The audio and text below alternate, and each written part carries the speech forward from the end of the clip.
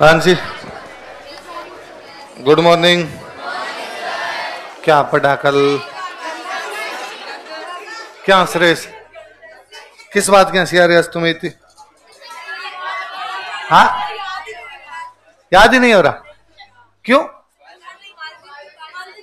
मालदेव के बाद में कुछ भी याद नहीं हुआ है?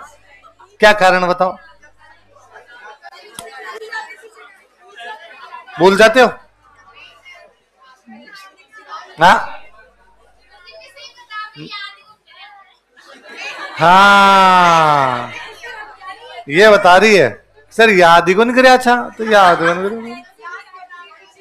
हाँ, वो कह रही है कि नाम टप टप है थोड़ी यूं, पांडित्य दर्पण, साहित्य क्लब द्रुम। पर मेरे को लगता है टफ नाम होते हैं जल्दी याद होते हैं। देखो, बुक्स याद करने का एक सबसे अच्छा तरीका है कि एक पन्ने पे लिख ली जाए सारी, है ना, और दो काम किए जाए। ये तो जीती लिखवा दी उनको, एक पन्ने पे लिखो।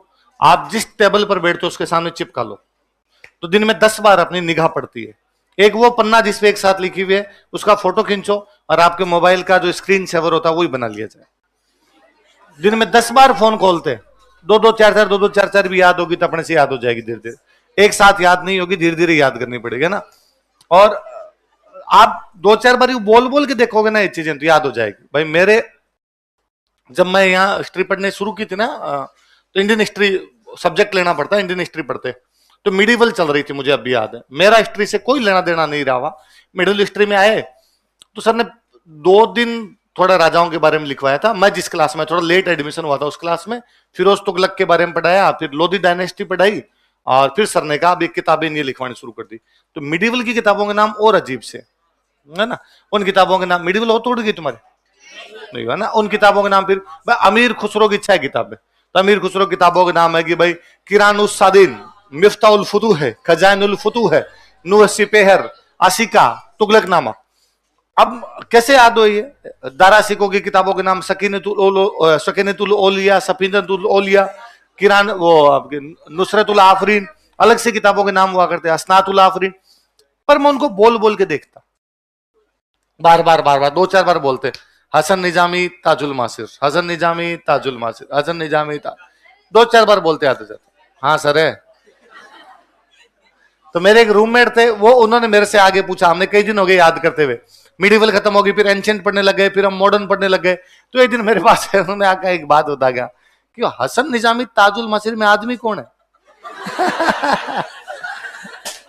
दोनों एक जैसे ही लगे यार, ताजुल मासिर आदमी है, हसन निजामी आदमी है। तो मैंने कहा आपने लोड ही नहीं लेना, हसन निजामी आएगा तो ताजुल मासिर कर देंगे, और ताजुल मासिर आएगा तो भाई क्वेश्चन ऑब्जेक्टिव तो ये बन सकता है, पुस्तक दे के लेखक पूछेगा, लेखक दे के बुक पूछ लेगा, तो अपने एक का तो लिख ही देंगे। तो आप थोड़ा थोड़ा यूं बोलेंगे ना, बड़े नाम नाम होता है। यहिया बिन अहमद सर हिंदी, ये बंदे का नाम है, यहिया बिन अहमद सर हिंदी। बुक का नाम तारीख मुबारक शाही। तो यहिया बिन अहमद सर हिंदी, तारीख मुबारक। पर 2-4 बार बोल के देखते, बड़ी जल्दी याद होती। तो बाद में मेरा, जब तक मैं खुद तैयारी करता था, मेरा सबसे फेवरेट पोर्शन था किताबें। यार ये मेरे को बड़ी शानदार तरीके से याद है। तो मैं साथ वालों को भी हमेशा मैं तेरे को याद करवा देता हूँ, बोल अपने बोलते हैं, मैं तेरे से बुलवाता हूँ, 2-4 बार याद हो जाएगी। एंशिएंट की खूब सारी किताबें होती, राजस्थान की खूब सारी किताबें होती, मॉडर्न में नहीं होती थी, बाकी सब में किताबें हुआ करती। पर उनको बोल बोल के देखे, फिर एक तरीका वो किया, सबको एक साथ लिखा, फिर डेली उस पन्ने को पलटते कि कितनी याद होगी। पहले दिन 10 किताबें याद करने की कोशिश की, 10 याद कर ली।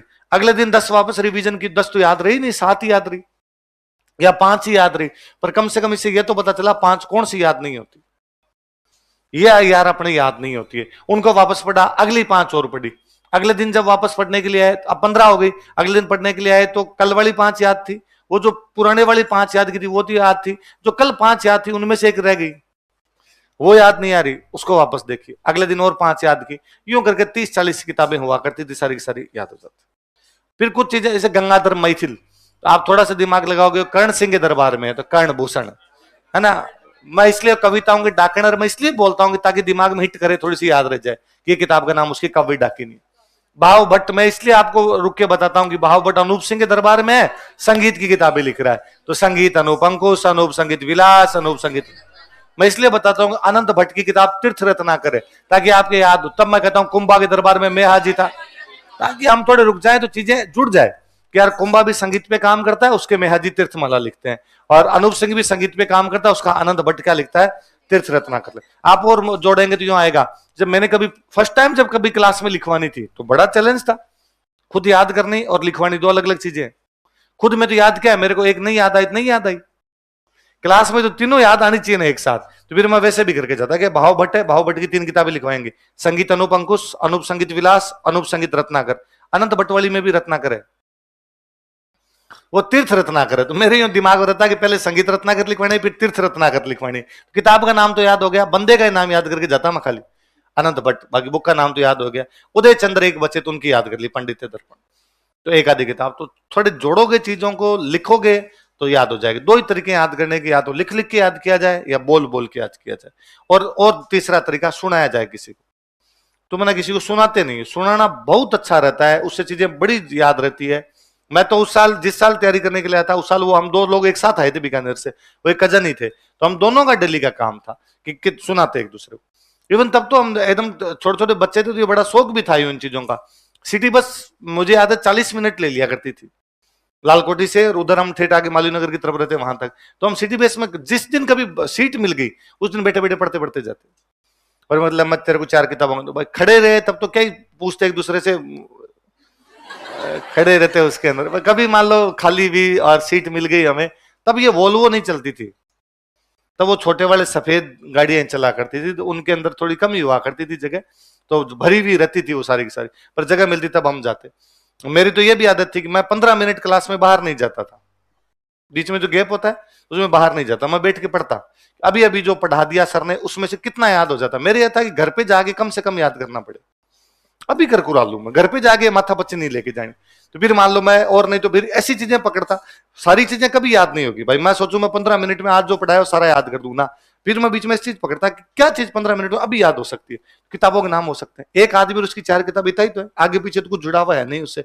तो कोई एक बंदे का नाम उठा गया, राय सिंह की 4 किताबें अभी देख लेता हूँ, तो राय सिंह है तो राय सिंह है तो राय सिंह पर किताब राय सिंह महोत्सव ही होगी, एक किताब सीधी सीधी। एक वैदिक वंशावली होगी, ज्योतिष रत्नमाला, फिर मेरे ख्याल है ज्योतिष पे टीका है बालबोधि, तो 2 ज्योतिष वाली, ज्योतिष रत्नमाला, बालबोधिनी, बालबोधिनी ज्योतिष पे टीका है। राय सिंह खुद लिख रहा है तो राय सिंह महोत्सव है, और वो उसमें वंशावली बता रहा है, तो खुद तक बताएगा, खुद की कहां से शुरू करेगा, अपने सबसे पहले पूर्वज से शुरू करेगा। पहला पूर्वज राजस्थान में कौन था, सिया था, तो सिया से लेके वहां तक ले देखे कि वैदिक वंशावली याद करनी है। अब वो 4 नाम याद किए, तो बैठा बैठा खुद यूं याद करता रहता, आड़ोसी पड़ोसी उठ के चले जाते, पर मैं बैठा बैठा वहीं पे वह राय सिंह महोत्सव 3-4 बार यूं किया। फिर हम यूं बस से उतर के जाते हैं, तो मेरी आदत थी अंगुलियों से यूं अंगुलियां यूं करता हुआ जाता कि भाई अपने आप ही। तो मेरा और रूममेट हमेशा हंसता था कि टूट जाएगी कभी, सारे दिन करता रहता है इनको ऐसे। तो आप थोड़े याद करोगे ना, किताबों के नाम याद हो जाएंगे, बड़े सिंपल याद होते हैं, पर थोड़ा सा जीव लगाना पड़े। तुम क्या करते हो, एक बार पढ़ते हो और तुम्हें लगता है याद नहीं, ऐसे तो कैसे याद हो जाएगा। किसी आदमी ने किताब को लिखने में 5 साल लगा दिए, तुम्हें लगता है 5 मिनट में याद हो जाए। इसलिए मैं कल आर्याख्यान वो कह रहा था, तो उनके शब्दों को तोड़ तोड़ कर इसलिए तो बात कर रहे थे, क्या बताना था, वरना तोड़ तोड़ के नाम याद करना तो करना है कि यार रुकेंगे अपने थोड़ा। फिर आर्यों की कहानियां, आख्यान मतलब कहानियां, आर्यों की कहानियां लिखी, इसलिए क्या हो गया आर्याख्यान का द्रुव। पंवार वंश के बारे में लिखा तो पंवार वंश दर्पण, देश के बारे में लिखा तो देश दर्पण, बीकानेर के राठौड़ों पर लिखा तो बीकानेर राठौड़ारी। हो सकती है सारी बातें।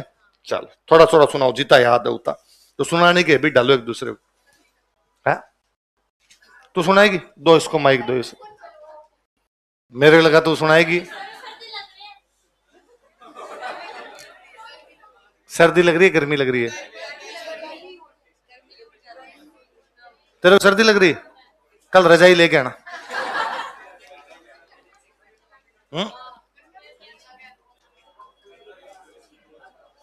क्या करिए, गर्मियों में इसको सर्दी लगती है। कहां की हो तुम, है अंडा की छो, जयपुर की छो, 12 की छो, है उसकी अलग लीला है, अलबेली है तुम्हारी क्लास वास्ता, अपनी अपनी डफली, अपनी अपनी राग, सारे कुछ ना कुछ बोलते रहते हो। मेरे अलावा और किस किस की क्लासें चलती है आपके, ये तो बायो, बस आज 4 घंटे मौके में वो खुश हुआ। मैं समझ गया तुम्हारे इतनी बातें क्यों आ रही है। जो तुमने आते ही कहा कि हमें तो याद ही नहीं हो रहा है, तुम्हें लगा ये आदमी थोड़ी देर भाषण देगा ताकि साइंस वाले ट्रोमा से बाहर आ जाए अपने। हाँ नहीं, क्लास अच्छी तो होती है। डॉक्टर साहब से अच्छी साइंस कौन पढ़ा है? कंसा देवी है? आज को कौन सा है? क्या पढ़ा है?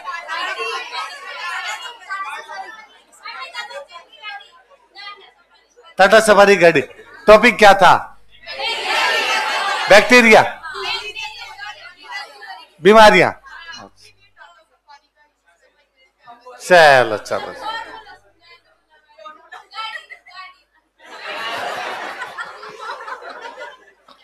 ठीक है, पढ़ लो रे। तो मेरे को नौकरी से निकलवा दो। दिलीप सर कहेंगे ये पढ़ाता नहीं, बातें करता है खाली। तो इस बार कुछ भी बोली ना तो देख लेना। चलो कल कहां से शुरू किया था? चल बीका से थोड़ा थोड़ा पढ़ सुना दोगे ना, जितना बिना नोट्स खोले हुए जितना आपके याद आए उतना बोलना। कोई जरूरी नहीं अपने सारे बोले, नोट्स बंद रखो। बिंदु देख देख के बोलते हो, तुम्हें पता नहीं चलता याद हुआ कि नहीं हुआ। बीका अपने कौन से काका के साथ आता वहां से? कौन से छोटे भाई के साथ? कौन सी माता जी के आशीर्वाद? कहां राजा घोषित किया जाता है? कोडम देसर। और नया शहर कौन सा बसा था? किस साल बसा था? कौन से त्योहार पे बसा था? उस दिन जोधपुर के कौन से राजा बैठे किया? क्यों किया? राज चिन्ह प्राप्त करने के लिए। और नागनची माता का मंदिर कहां पे? कितनी भुजाएं? और कोडम देसर में जसनाथ जी के आशीर्वाद से कौन राजा बना? लूणकरण की झील। नागौर के कौन से राजा को रहा? मोहम्मद खां। और जैसलमेर के रावल जैत सिंह। कौन से युद्ध में लड़ता हुआ मारा गया? दोषी। दोषी युद्ध में किसके खिलाफ लड़ा? अभी मीरा खां का था। राठी घाटी का युद्ध कब हुआ? किस किस के बीच में? जैत सिंह और कामरान। कामरान कौन था? कौन जीता इस युद्ध में? जैत सिंह पर कौन सी किताब में जानकारी है? राव जैत सिंह रो छंद। किसने लिखी? बिट्टू सुजा ने जैत सिंह के पिता लूणकरण को क्या कहा था? कलयुग का कर्ण। और इस युद्ध पे चित्र किसने बनाया था? और कामरान इस युद्ध से पहले कहां पे कब्जा करता? फिर बटनेर पर वापस कब्जा कौन करता? कौन है? कल्याणमल। कल्याणमल का दरबारी विद्वान कौन था? सदाशिव भट्ट। और सदाशिव भट्ट की बुक राज विनोद में क्या जानकारी है? किलों की और हथियारों। राय सिंह को अकबर ने कितने का मनसबदार बनाया? सिरोही जालोर के कौन से राजा अकबर के पक्ष में लाया? सिरोही का सुल्तान, जालोर का ताज खान। और कठौली के युद्ध में किसको हराया? इब्राहिम मिर्जा। अकबर ने कहां कहां लड़ने के लिए भेजा? ठट्टा, बलूचिस्तान, काबुल, कंधार, मेवाड़। मेवाड़ कब भेजा? किसके साथ? कहां कहां की जागीरें मिली? नूरपुर, शमशाबाद, जूनागढ़। कितने परगने मिले? जहांगीर ने कितने का मनसबदार बनाया? कहां की जिम्मेदारी सौंपी? किसके विद्रोह के समय? कौन सा किला बनवाया उसने? किसकी देखरेख में? और मुंशी देवी प्रसाद क्या कहते हैं उसको? राजपूताने का कर्ण। राय सिंह की किताबों के नाम बताओ। राय सिंह महोत्सव, वैदिक वंशावली, ज्योतिष रत्नमाला, बाल बोधिनी। ये बाल बोधिनी क्या है? ज्योतिष ग्रंथों पर टीका है। और राय सिंह महोत्सव में कहां से कहां तक जानकारी? कौन सी भाषा में? संस्कृत भाषा में। जैता ने क्या लिखी? जैता। राय सिंह प्रशस्ति कहां लगी हुई है? और करमचंद वंश उत्कीर्णकम काव्यम किसने लिखा? जय सोम। इसमें राय सिंह को क्या कहा गया? राजेंद्र। पृथ्वीराज राठौड़ किसका छोटा भाई था? अकबर ने कौन सा किला दिया? 4 किताबों के नाम बताओ। वैली, कृष्ण रुक्मणी, गंगा लहरी, दशरथ वराउत, दसम भागवतरा, दुआ। अच्छा, जो वैली कृष्ण रुक्मणी है इसकी शैली क्या है?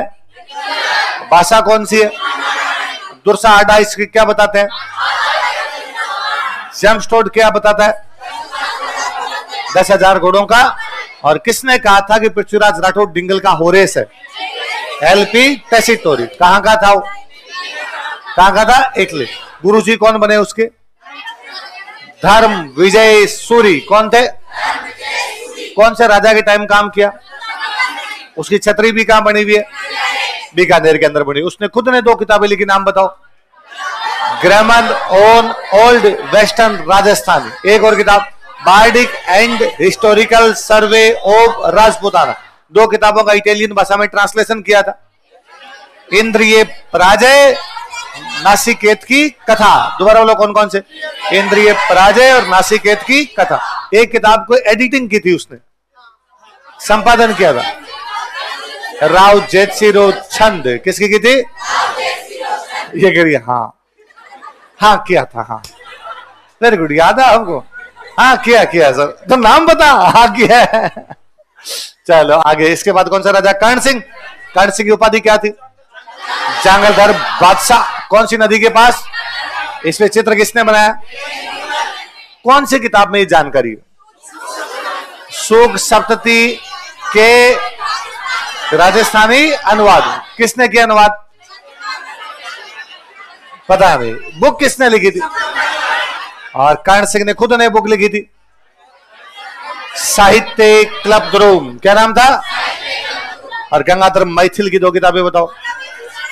कर्ण भूषण और काव्य। अनूप सिंह औरंगजेब ने कहां कहां 2 जगह रखा था? औरंगाबाद और आदुनी। किसको दूसरा बीकानेर कहते? कौन सी उपाधि मिली? माही मराठी। कौन सी उपाधि? कौन सी? और दक्षिण भारत से क्या लेके आया वो? हिंदू देव देवताओं की मूर्तियां। कौन से मंदिर में रखवाई? 33 करोड़ देवी देवताओं का मंदिर। गणेश जी की कौन सी मूर्ति है? गणेश जी किस पे सवार? 33 करोड़ देवी देवताओं की साल कहां पर है? मंडोर। किसने बनवाई? महाराजा अभेश। और दक्षिण भारत से क्या लेके आया? संस्कृति पुस्तकें। उन्हें कहां रखवाई? और राजा संस्कृति किताबों का कौन सी भाषा में अनुवाद? एक तो तोते वाली कौन सी? सुकारिका।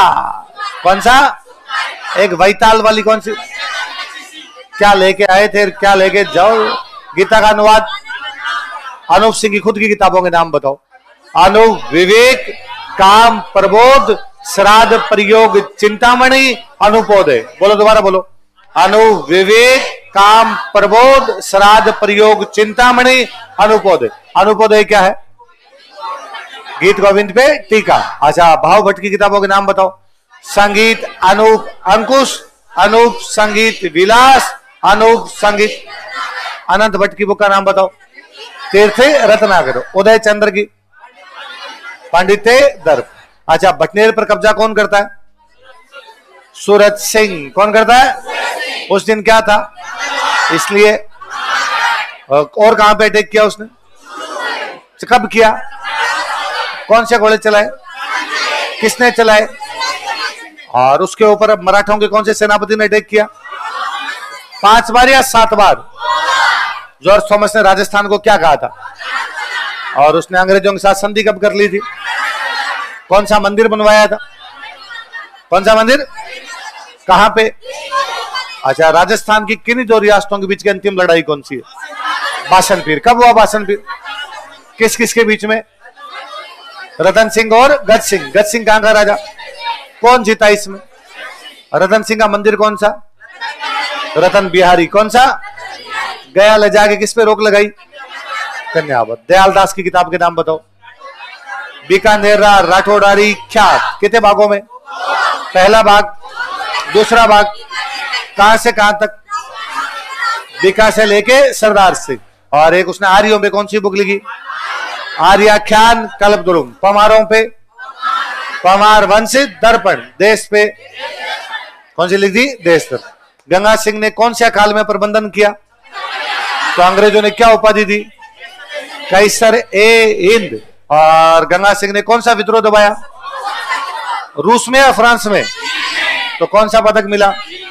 चीन युद्ध पदक। ये संसद बनाई थी, क्या नाम था उसका?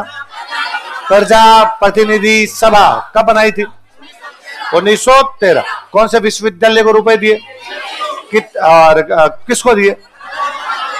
मदन मोहन। याद तो झूठ बोलते हैं।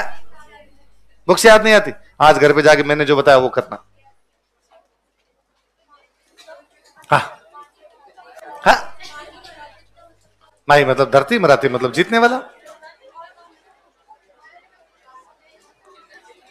अरे बातें नहीं करनी। हाँ,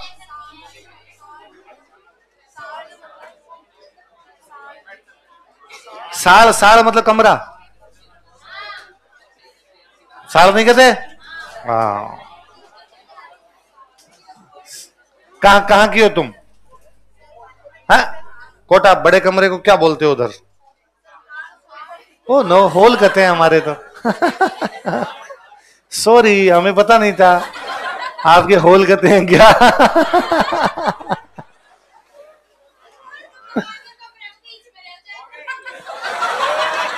इसने कहा कमरे को होल नहीं कहते, वो तो कमरों के बीच की जो जगह होती है उसको होल कहते हैं।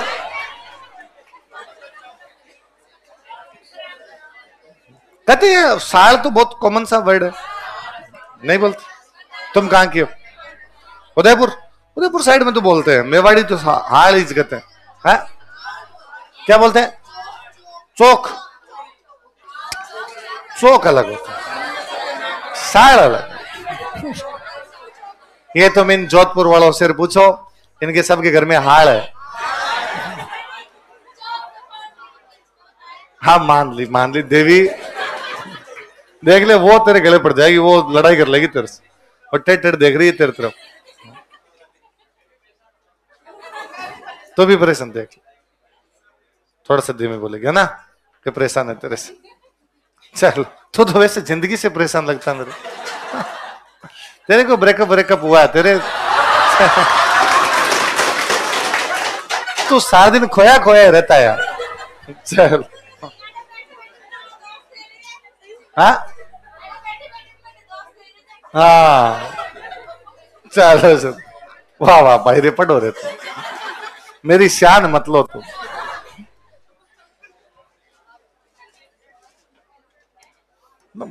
बाकी यूं नॉर्मली आप किसी से पूछोगे ना मेरे बारे में, तो कोई कहेगा खड़ूस है यार, बात नहीं करता, है ना। अरे खूब सारे लोग इस प्रकार की बात करते हैं, मुझे लगता है मेरे को तुम पढ़ाने नहीं देते हो, मेरी क्लास में कुछ ही बोल जाते हो यार तुम। चल आगे लिखते रहे। भाई बीकानेर रेगिस्तान का इलाका एकदम, तो रेगिस्तान के इलाके के अंदर न तो पैदल आदमी चल सके ना घोड़े चल सके। राजा इस बात को जानता था कि यहाँ पे काम आ सकते हैं ऊंट, तो राजा ने ऊंटों की एक सेना बनाई थी, उस सेना का नाम था गंगा रिसाला। क्या नाम था? रिसाला मतलब सेना होती, रिसाला मतलब क्या होती है, इसलिए सेनापति को बोलते थे रिसालदार। सेनापति क्या बोलते?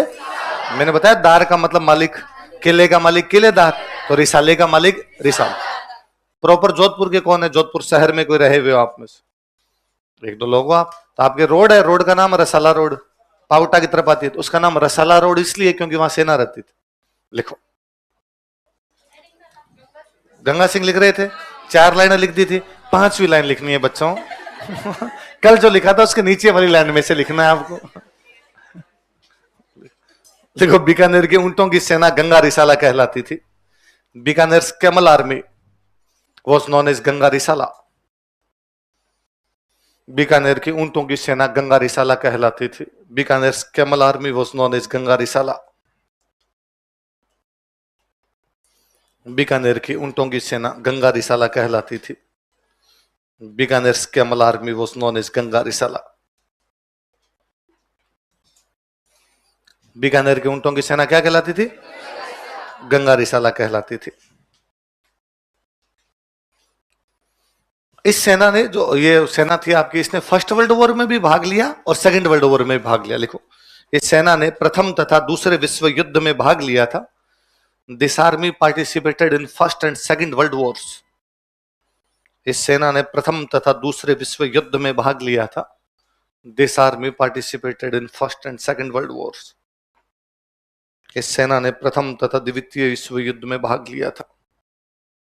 This army participated in first and second world Wars. भाई वर्ल्ड वॉर जब हुए ना, तो वर्ल्ड वॉर में अंग्रेज गए लड़ने के लिए। अपने जो वास्तव में जिसको आप वर्ल्ड वॉर बोलते हो ना, वो यूरोपियन वॉर है। क्या है भाई? यूरोप की लड़ाई थी वो, और अपना दूसरे देशों का किसी से लेना देना ही नहीं था। हुआ क्या था, मैं थोड़ा सा बता दूं, बाकी तो वर्ल्ड हिस्ट्री पढ़ोगे तो अच्छे से पढ़ोगे। कोई टाइम में एक देश था जर्मनी। कौन सा देश था? इस पे दो देशों ने कब्जा कर रखा था, ऑस्ट्रिया और फ्रांस। किस किसने कब्जे कर रखे? जर्मनी ने ऑस्ट्रिया को हराया पहले तो, ऑस्ट्रिया को तो आराम से हरा गया, पर फ्रांस को जब उसने हराया ना तो फ्रांस के साथ उसकी लड़ाई भी बढ़ी, पर फाइनली जर्मनी फ्रांस को हराता है। ये जर्मनी जो देश है ये बना ही 1870 में है। कब बना?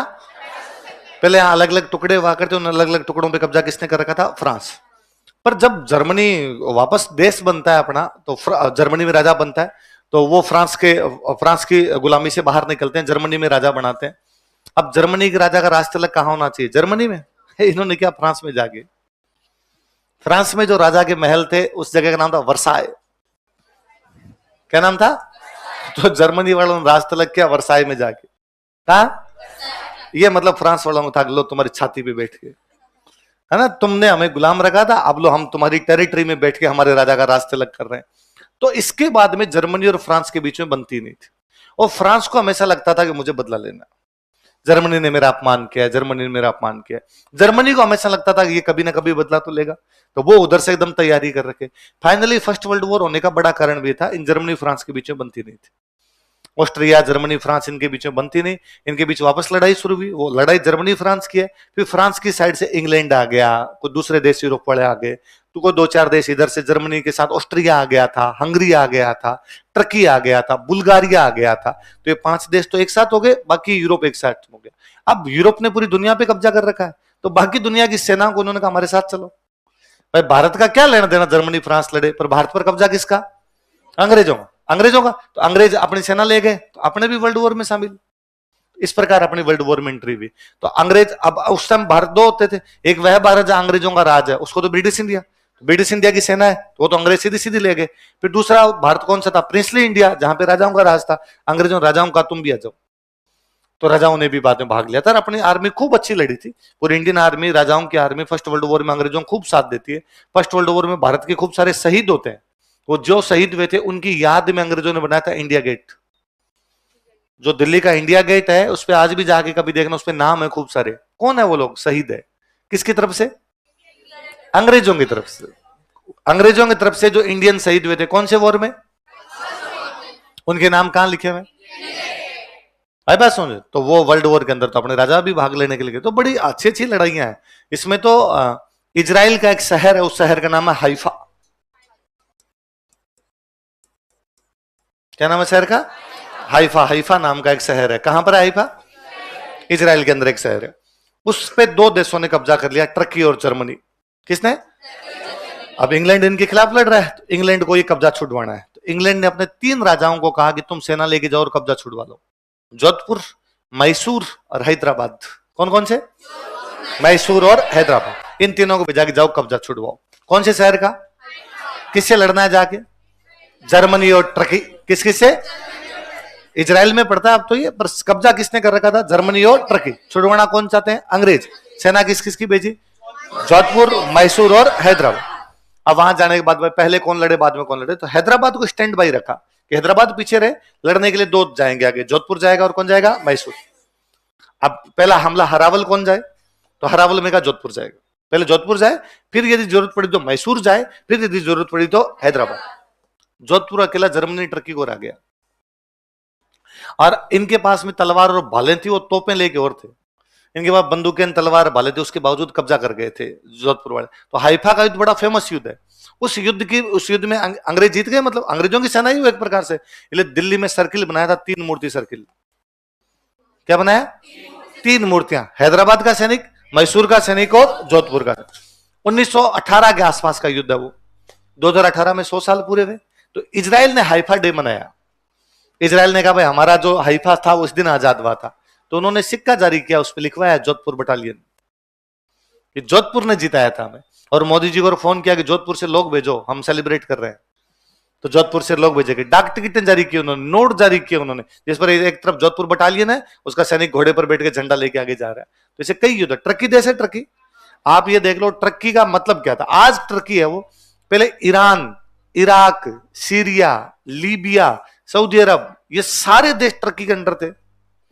मतलब टर्की का राजा इन सब का राजा है, जितने मुस्लिम देश आसपास में इन सब का राजा कौन सा राजा होता था? टर्की। फिर इसको बोलते थे खिलाफत साम्राज्य। क्या बोलते? और टर्की के राजा को बोलते खलीफा।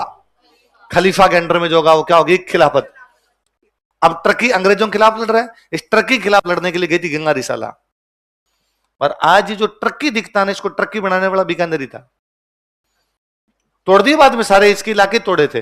बाद में अंग्रेजों ने बड़ा जोरदार दिमाग लगाया। अंग्रेजों ने सऊदी अरब वालों को कहा कि तुम तो अरब हो, यहां तो तुर्कों के अंडर क्यों बैठे हो? तुम्हारी भाषा अरबी, इनकी भाषा तुर्की, अलग हो जाओ। तो एक तो जनता भी अलग होना चाहती थी। अभी तुर्की के राजा को कई युद्धों में हराया और अलग ही कर दिया पूरी तरीके से। तो अपनी आर्मी, इंडियन आर्मी मतलब ब्रिटिश इंडियन आर्मी, राजाओं की आर्मी पूरी वर्ल्ड वॉर के अंदर खूब लड़ी थी। अब फर्स्ट वर्ल्ड वॉर समाप्त होता है। अब फर्स्ट वर्ल्ड वॉर समाप्त हुआ तो आप शांति लाओ। कोई भी वॉर समाप्त होता है समझौता होगा उसके बाद, तो समझौता बुलाया गया पेरिस में। कहां बुलाया गया? फ्रांस बदला ले रहा है ना। पेरिस शांति सम्मेलन कौन सा था? फ्रांस ने कहा जर्मनी वालों ने युद्ध किया था, अब अपने बैठ के शांति की बात करते हैं। तो पेरिस शांति सम्मेलन, पेरिस पीस कॉन्फ्रेंस 1919 में बुलाई गई। कब बुलाई गई? पूरी दुनिया से 32 समझदार लोग बुलाए गए। कितने लोग? 32 लोग, जिनमें एक अमेरिका का राष्ट्रपति बुलाया गया था, वुडरो विल्सन। क्या नाम था? Father of public administration. लोक प्रशासन जो सब्जेक्ट है उसका जनक कोई है तो वो कौन है? Woodrow Wilson. आगे लोक प्रशासन पढ़ोगे तब और पढ़ोगे, पबेड उसी का शुरू किया हुआ सब्जेक्ट है। उसमें ब्रिटेन का प्रधानमंत्री था लॉर्ड जॉर्ज। क्या नाम था? उसमें फ्रांस का प्रधानमंत्री था क्लीमेंसू। उसमें इटली से एक नेता था ओरलैंडो। ऐसा करके 32 बड़े बड़े लोग बुलाए थे कि बैठ के बताओ भाई आगे लड़ाइयां ना हो उसके लिए क्या किया जाए। तो दो चीजें तय करनी थी पेरिस शांति सम्मेलन में 32 लोगों को। जिन लोगों ने लड़ाई शुरू की उनको दंड मिले, आगे लड़ाई ना हो इसके प्रोविजन किए जाए। लड़ाई किसने शुरू की? जर्मनी, ऑस्ट्रिया, हंगरी, बुल्गारिया और टर्की। कौन कौन से 5 देश? जर्मनी, ऑस्ट्रिया, हंगरी, बुल्गारिया और टर्की। इसलिए 5 संधियां करेंगे। कितनी संधियां? जर्मनी के साथ संधि, बुल्गारिया के साथ संधि, टर्की के साथ संधि, ऑस्ट्रिया के साथ संधि और हंगरी के साथ संधि। उनमें क्या क्या संधि में क्या क्या होगा? जर्मनी पे क्या दंड लगाने, ऑस्ट्रिया पे क्या दंड लगाने, हंगरी पे क्या दंड लगाने, ये सब बैठ के ड्राफ्ट तैयार किए गए पेरिस में। कहां किए गए? अब ड्राफ्ट तैयार कर लिए, फिर इनसे अलग अलग जगह पे साइन करवाए गए। जैसे मान लो ऑस्ट्रिया वालों को कहा कि तुम यहाँ अलग एक देश में ले गए, यहाँ साइन करो। बुल्गारिया का तुम न्यू इली में साइन करो, किसी को सेब्रे में साइन करवाए थे, किसी को ट्रियानो में साइन करवाए थे। अब बात है साहब जर्मनी साइन कहां करेगा? तो फ्रांस वालों ने कहा जर्मनी ने हमारे वर्साई में बैठ के रास्ता अलग किया था, वर्साई में बैठ के साइन करेंगे कि हम सरेंडर कर रहे हैं। इसलिए जर्मनी के साथ संधि कौन सी है? पूरी दुनिया के कितने लोग इकट्ठे हुए? उनमें भारत से गंगा सिंह था। किसी आदमी को बुलाया गया तो वो आदमी कौन है? तो पेरिस शांति वर्साई की जो संधि है उस पर किसी इंडियन के साइन है, तो इंडियन कौन है? गंगा सिंह के साइन है उसके ऊपर। तो 32 लोगों में से एक आदमी को बुलाया जाना बड़ी बात थी। तो लिखो 1919 ईस्वी में, इन 1919 एडी, 1919 ईस्वी में, 1919 एडी, पेरिस शांति सम्मेलन में भाग लिया था। He joined Paris peace conference, Paris शांति सम्मेलन में भाग लिया था। He joined Paris peace conference.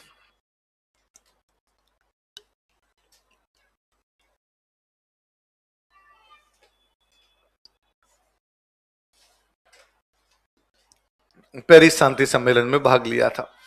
He joined Paris peace conference. कहते हैं कि पेरिस शांति सम्मेलन में जो 32 लोगों ने भाग लिया था ना, उन 32 लोगों की मूर्तियां लंदन में लगी हुई है। एक म्यूजियम है और म्यूजियम में 32 लोगों की मूर्तियां हैं। 32 में से 31 जो लोग हैं उन सबके जो कपड़े पहना रखे हैं उन मूर्तियों पे काले कोट पैंट है ना। नेताओं की ड्रेस काले कोट पैंट होती है। आप देखना कोई बड़ी मीटिंग हो, जैसे G7 G8 ऐसी मीटिंग होती है, आप देखना उन नेताओं ने ड्रेस क्या पहन रखी है? काले कोट पैंट। इंटरनेशनल ड्रेस है, नेता ज्यादातर वो पहन के हैं। तो 31 की ड्रेस तो काले कोट पैंट है। एक आदमी की ड्रेस खाकी कपड़े हैं। कैसे कपड़े? जो फौज खाकी, खाकी बोलते हो, खाकी समझते हो, तो खाकी खाकी कपड़े हैं, वो खाकी कपड़े पहने हैं। वो आदमी गंगा सिंह है। तो कहते जो भी आदमी, और उसके सिर पे पगड़ी है, सफा बांध रखा है, मतलब उस मूर्ति के भी सफा बांध रखा है। तो कोई आता है उस म्यूजियम में तो पूछता है कि भाई जब 31 लोगों के कपड़े एक जैसे, इसके अलग क्यों? सिर पे क्या बांध रखा है?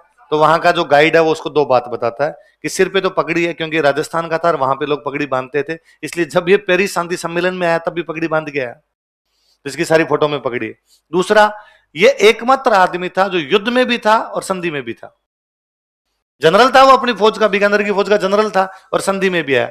अब फौजियों की ड्रेस कैसी, इसलिए जब संधि में आया तभी कपड़े वही पहन के आया ताकि लगे कि भाई फौजी हूं मैं। तो ये बाकी सब फौज, अभी जैसे भारत पाकिस्तान के बीच आज युद्ध की स्थिति है, सेना लड़ रही है, कल को मान लो समझौता होगा तो मोदी जी जाएंगे।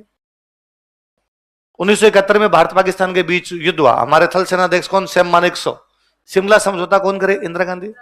यही होता है, सेना लड़ती है, पॉलिटिशियन बाद में क्या करते हैं, समझौते करते हैं। गंगा सिंह लड़ा भी है, समझौते के अंदर भी था। अब उस पेरिस शांति सम्मेलन में एक बात आई, आगे से कोई लड़ाई नहीं होनी चाहिए भाई रे, सब देश मिलकर एक संगठन बना लो ताकि आगे से लड़ाई नहीं हो। उस संगठन का नाम रखा गया लीग ऑफ नेशंस। क्या नाम था, हिंदी में बोलते थे राष्ट्र संघ। क्या बोलते, लीग ऑफ नेशंस। लीग बना ली, सारे नेशंस की क्या बना ली, लीग। अब उसमें नाम लिखवाने, अलग अलग देशों के नाम लिखवाने।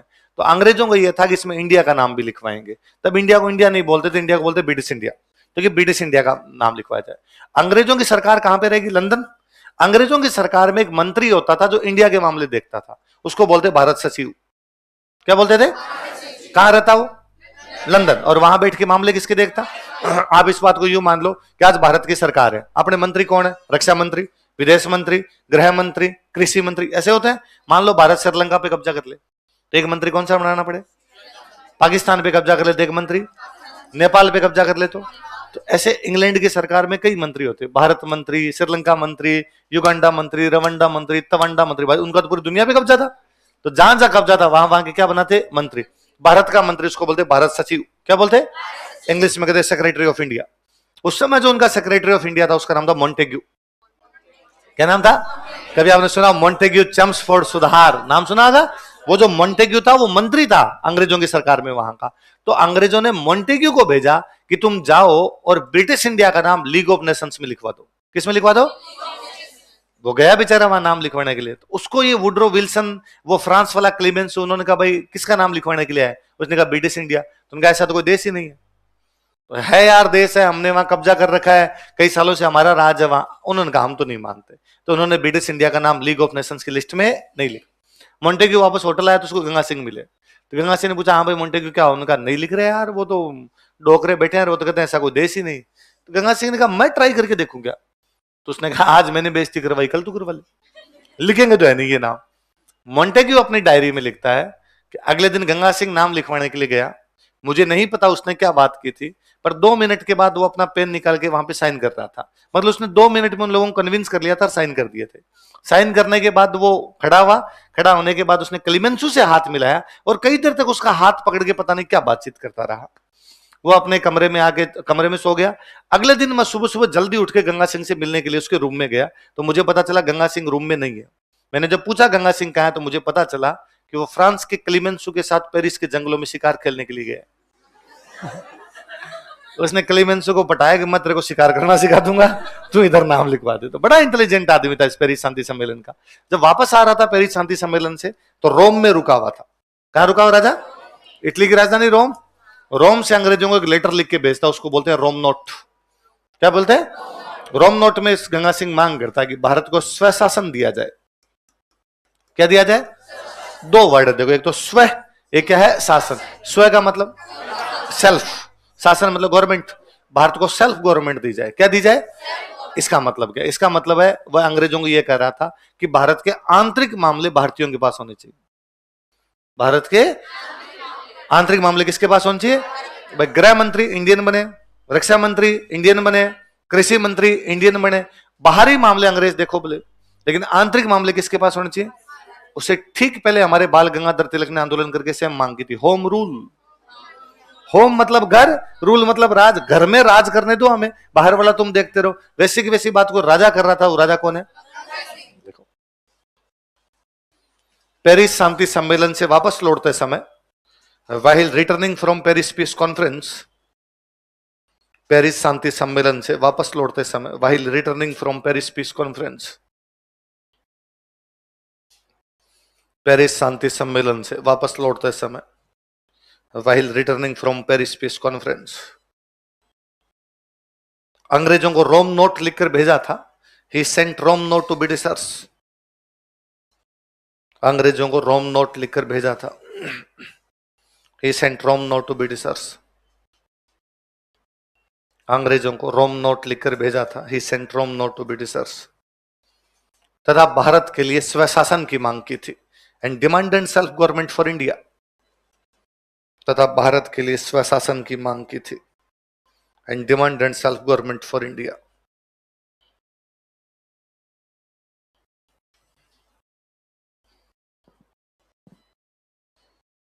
भारत के लिए किसकी मांग की थी? स्वशासन की मांग की थी। अभी मैंने बताया कि भाई अपने राजा महाराजाओं ने अंग्रेजों का खूब साथ दिया वर्ल्ड वॉर में, अंग्रेज राजी हुए और अंग्रेजों ने राजी होकर अपने राजाओं का एक संगठन बनाया। उस संगठन का नाम था chamber of princes, chambers of princess. कौन सा संगठन था बताओ देखिए? सारे राजाओं का, चैम्बर मतलब एक संगठन, सारे राजाओं का, प्रिंस मतलब राजकुमार या राजा कर लो, सारे राजाओं का एक संगठन बना लिया। कारण क्या था?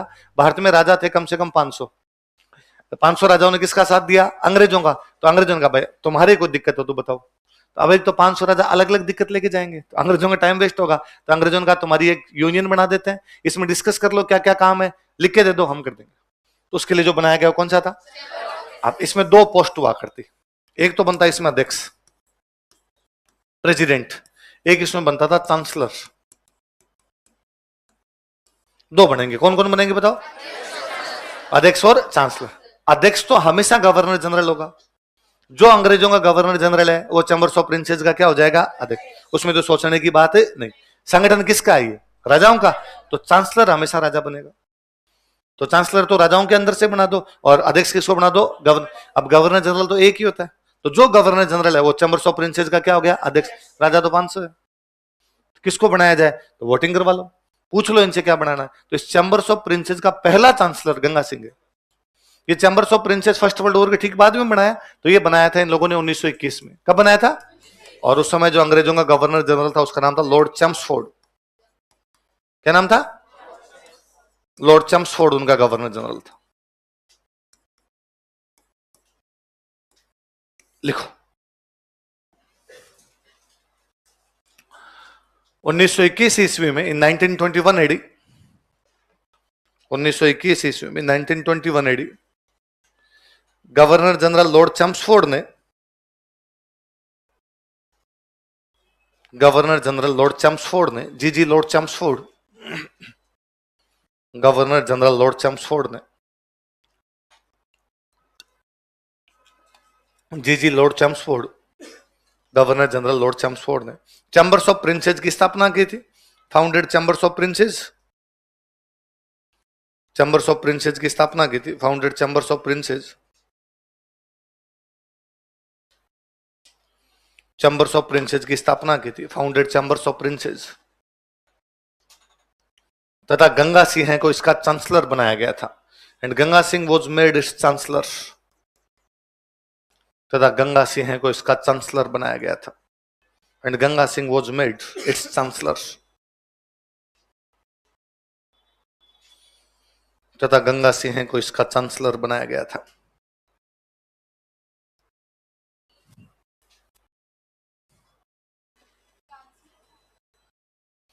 देखो चांसलर का वैसे तो मतलब प्रमुख है ना, 2 पोस्ट होती थी, एक तो अध्यक्ष, तो वो तो हमेशा ही कौन बनेगा? एक राजाओं का प्रमुख कौन बनेगा? तो उसको प्रमुख को क्या बोलते?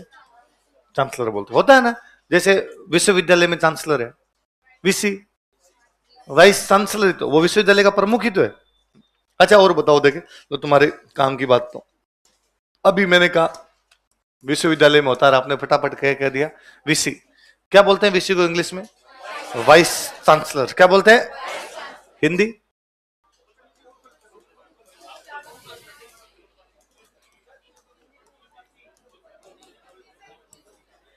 क्या बोलते हैं? जबकि दिक्कत यह है कि जहां वाइस लगता है वहां उप आना चाहिए, तो आना चाहिए उप कुलपति, पर इन्होंने इसको कुलपति कहा। तो अब साहब इससे ऊपर जो होगा उसको क्या कहेंगे? सारे विश्वविद्यालयों का जो सबसे ऊपर होता है वो होता है राज्यपाल। कौन होता है? फिर राज्यपाल को होगा कुलाधिपति। तो सारे विश्वविद्यालयों का चांसलर होता है राज्यपाल, वाइस चांसलर होता है कुलपति। तो उसको कह दिया कुलाधिपति, इसको क्या कह दिया? वरना होना यह चाहिए था कि इसको कहते कुलपति, इसको कहते उप कुलपति, पर इसको जब कुलपति कह दिया फिर इसका नाम क्या करें? इसका नाम क्या नाम कर दिया हमने? कुलपति। तो चांसलर किसको बना दिया गया? गंगा सिंह। किसका? Chambers of princess. किसका? 5 साल काम किया गंगा सिंह। 1921 में बना तो 5 साल लगभग 1926 में गंगा सिंह का भाई रिजाइन।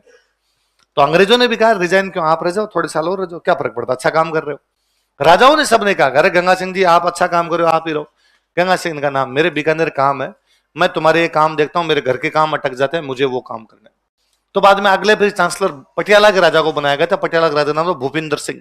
क्या नाम था? भूपिंदर सिंह को बना दिया। तो भूपिंदर सिंह जी जब बनते हैं तो वो अपने भाषण में वापस कहते हैं कि भाई गंगा सिंह जी देख लो, आप यदि संभाल रहे हो तो आप ही संभाल लो, मुझे तो नहीं संभाला। गंगा सिंह कहते ना यार मेरे काम है, मैं वापस बीकानेर जाऊंगा, मेरे बीकानेर के काम देखूंगा। ऐसा क्या काम पड़ा भाई साहब आप वापस आ गए? क्योंकि उस साल वो राजस्थान की पहली नहर ला रहे थे, गंग नहर। कौन सी? तो गंग नहर लाए थे 1927। कब लेके आए थे? लिखो।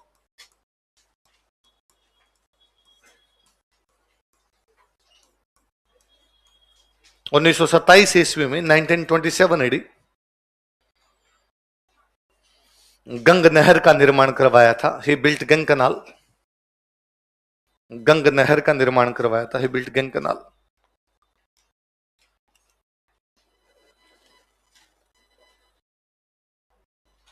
किसका निर्माण करवाया था? गंग नहर का निर्माण करवाया था। ही बिल्ट गंग कनाल। देखो यह राजस्थान की पहली नहर है। It is first canal of Rajasthan. यह राजस्थान की पहली नहर है। It is first canal of Rajasthan. या तो राजा भागीरथ धरती पर लाए थे गंगा नदी, या गंगा सिंह लाए थे गंग नहर, इसलिए गंगा सिंह का नाम हो गया राजस्थान का। लिख लो, गंगा सिंह को राजस्थान का भागीरथ कहा जाता है। भागीरथ समझ गए ना? गंगा सिंह को राजस्थान का भागीरथ कहा जाता है। Bhagirath is called as, sorry, Ganga Singh is called as Bhagirath of Rajasthan. Ganga Singh is called as Bhagirath of Rajasthan. Ganga Singh को राजस्थान का भागीरथ कहा जाता है। Ganga Singh is called as Bhagirath of Rajasthan.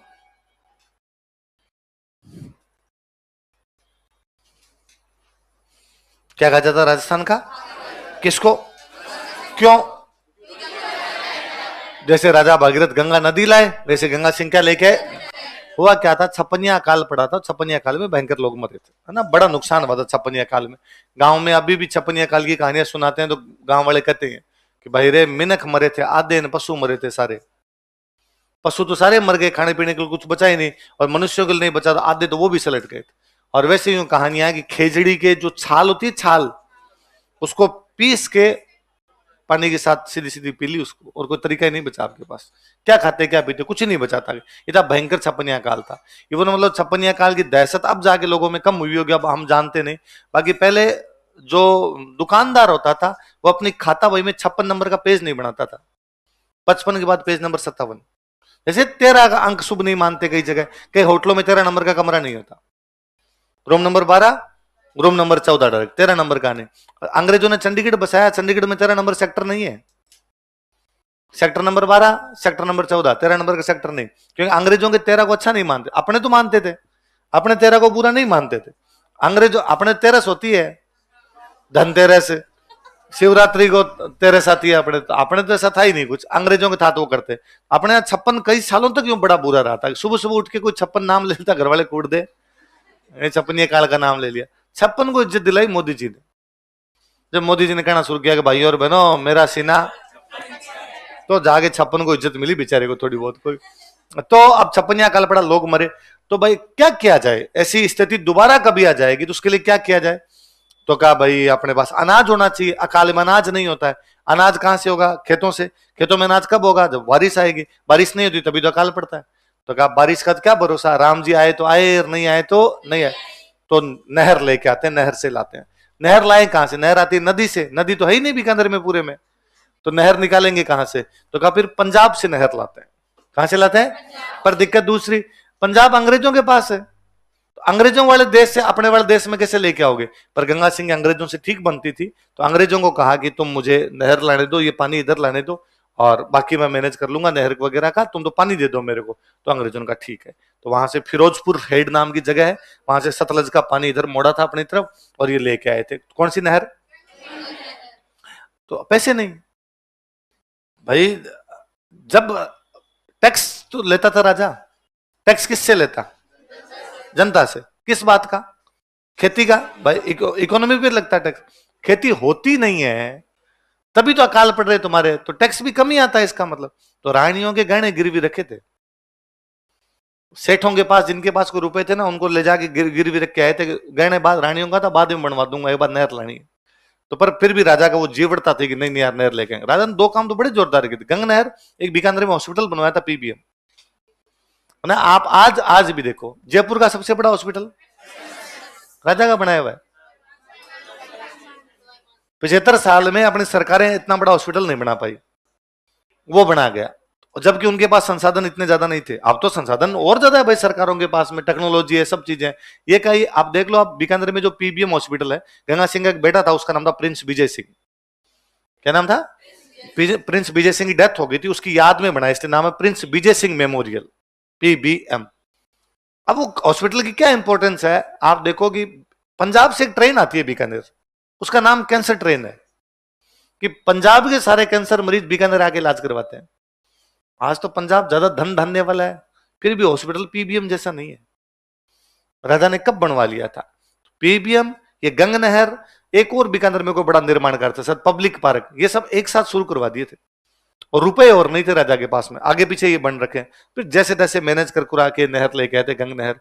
गंग नहर बड़ा उस समय क्रांतिकारी कदम था, इसलिए कहते हैं कि वो राजस्थान का क्या है। जब पहली नहर लेके आए, अंग्रेजों वाले से लेके आए, तो फिर इसका उद्घाटन गवर्नर जनरल से करवाया था। गवर्नर जनरल खुद आया था, लॉर्ड इरविन। कौन था? तो इसका उद्घाटन किसने किया? लिखो, गंगानगर में एक जगह पड़ती है जहां पर इसका उद्घाटन हुआ था, शिवपुरी हेड। कौन सी जगह? लिखो, शिवपुरी हेड नामक स्थान पर, हेड प्लेस नाम शिवपुरी हेड, गंगानगर में।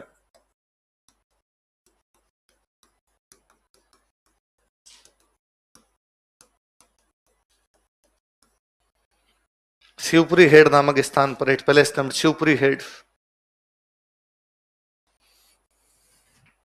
गवर्नर जनरल लॉर्ड इरविन ने इस नहर का उद्घाटन किया था। Governor general Lord Irwin inaugurated this canal. Governor general Lord Irwin ने इस नहर का उद्घाटन किया था। Governor general Lord Irwin inaugurated this canal.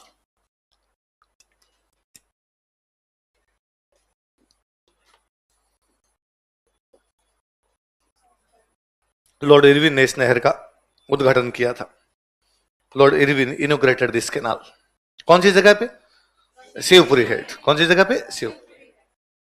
उद्घाटन करेंगे तो कोई पंडित जी बुलाने पड़ेंगे, मंत्र मंत्र बोलने के लिए कोई तो आओ। तो इसके जो पुरोहित जी बुलाए गए थे मंत्र बोलने के लिए, वो है मदन मोहन मालवीय। कौन है? चंदा लेके गए थे, तो भाई साहब मंत्र बोलो आगे।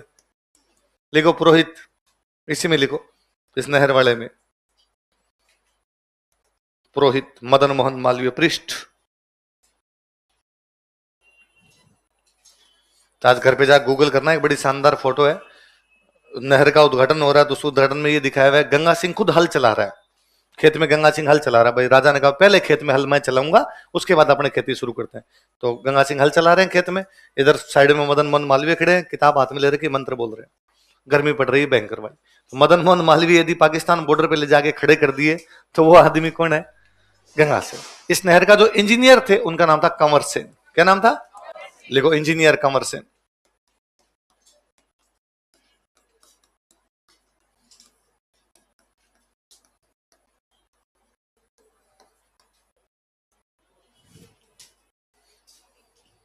इंजीनियर कंवर सेन।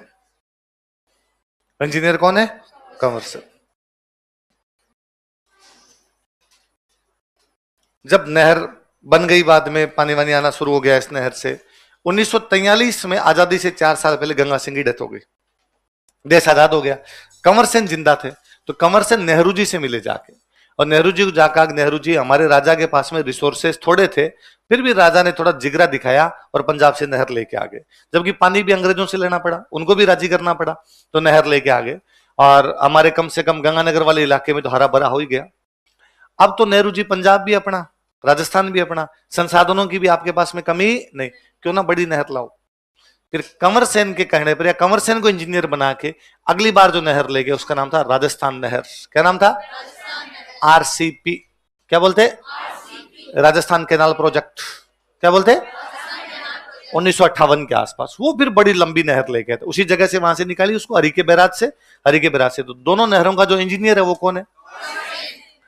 1983 में इंदिरा गांधी का दौरा था उस इलाके में, इसलिए इंदिरा गांधी के नाम पर उस नहर का नाम बाद में क्या कर दिया गया? तो आजकल हम बोलते हैं आईजीएनपी। क्या बोलते हैं? इंदिरा गांधी नहर परियोजना।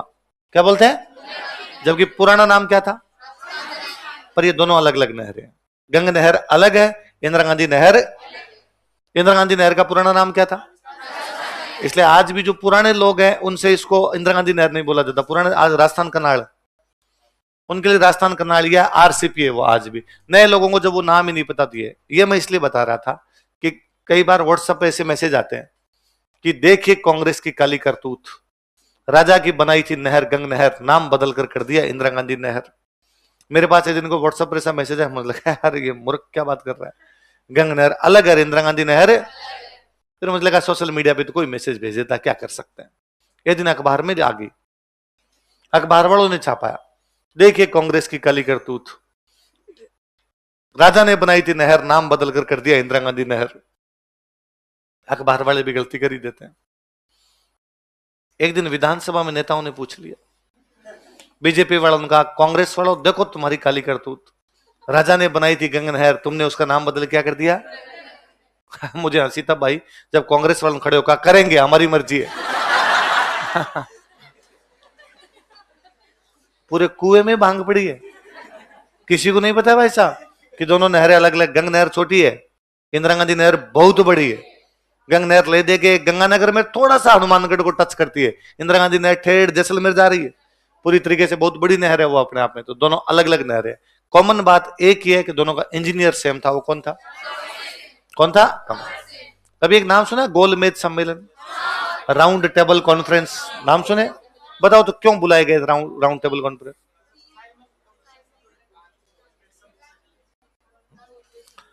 अंग्रेज भारत में एक अधिनियम लाने वाले थे, 1935 का भारत शासन अधिनियम। कौन सा लाने वाले थे?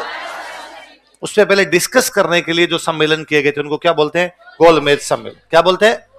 तो अब भारत में सुधार करने, भारत में एक्ट लेके आना है, तो भारत के लोगों को बुलाओ, तो भारत में सब प्रकार के लोगों को बुलाओ, कांग्रेस वालों को भी बुलाओ, मुस्लिम लीग को भी बुलाओ, राजाओं को भी बुलाओ, अंबेडकर सर थे तो उनको भी बुलाओ, सब अलग अलग नेताओं को बुलाओ।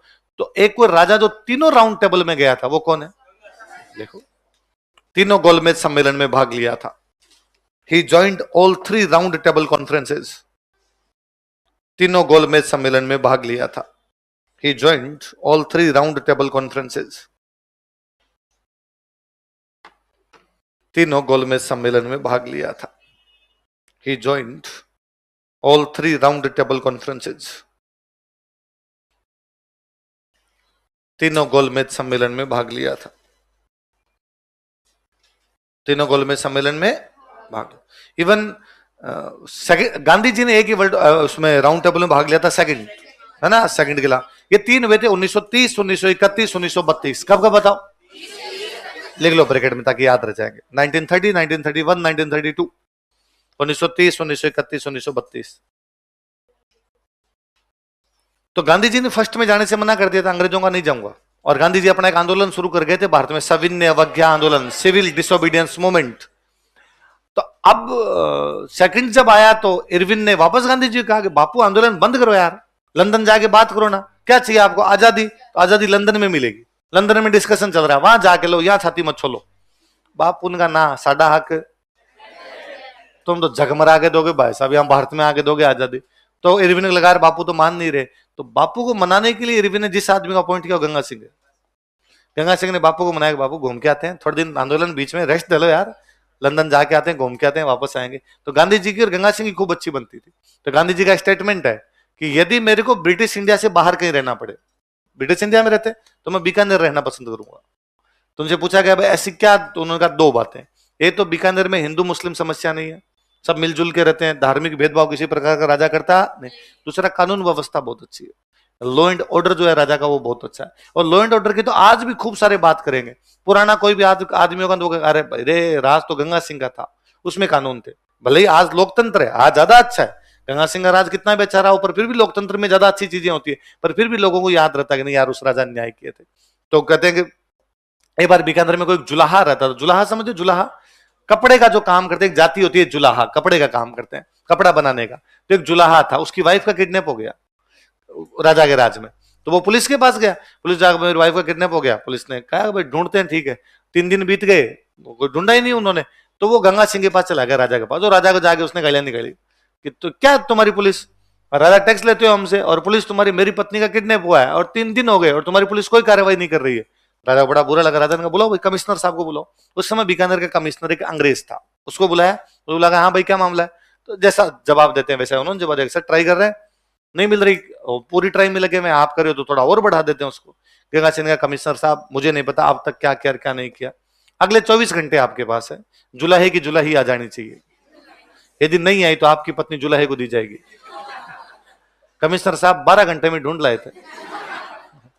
मुझे लगता है जुलाई को लगा होगा एक्सचेंज ऑफर ज्यादा ठीक है, नहीं मिले तो और ठीक रहेगा अपने। गंगा सिंह के पिताजी का नाम था लाल सिंह। क्या नाम था? इसलिए बीकानेर में एक महल बनवाया था, लालगढ़। कौन सा बनवाया था? लिखो, बीकानेर में लालगढ़ महल का निर्माण करवाया था। He built Lalgarh palace at Bikaner. Bikaner में लालगढ़ महल का निर्माण करवाया था। He built Lalgarh palace at Bikaner.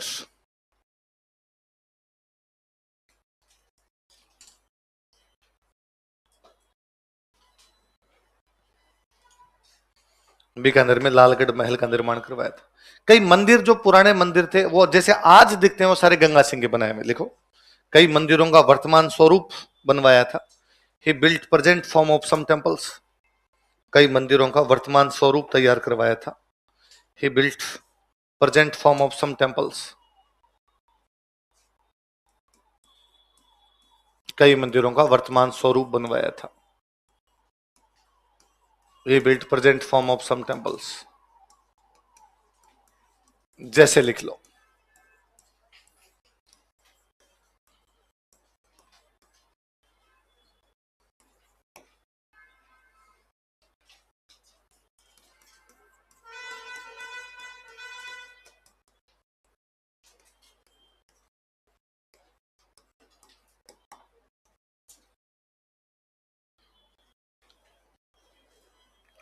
जैसे कौन कौन से मंदिर बताओ देखे।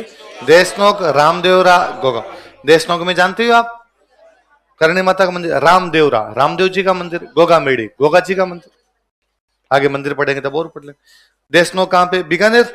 रामदेवरा जैसलमेर, गोगा मेड़ी हनुमानगढ़। देशनोक बीकानेर, रामदेवरा जैसलमेर, गोगा मेड़ी हनुमानगढ़।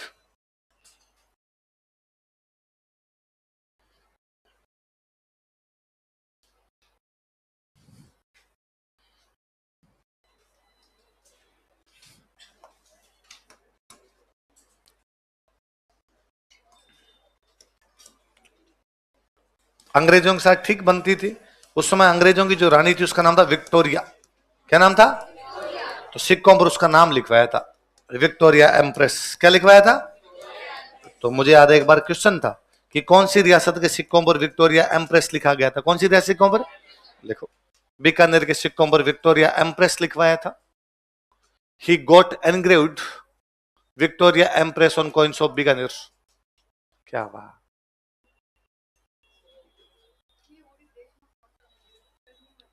हाँ, उसके सेंटिमेंट हर्ट हो जाएंगे ऐसी बातों तो।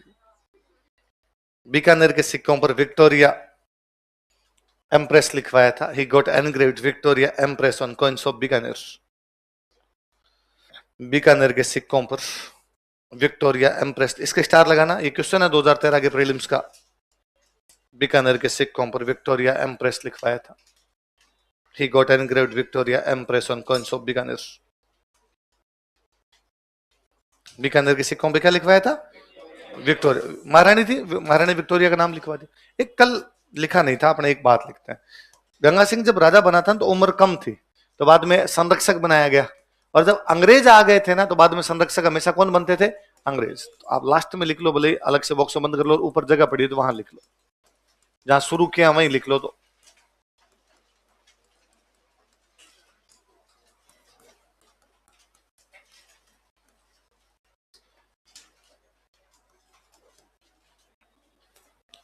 कर्नल थॉर्नटन, कल लिखवाया था ना मैंने, देशनोक में करणी माता का मंदिर, कल बताया था ना, कुछ दूसरी बात थी।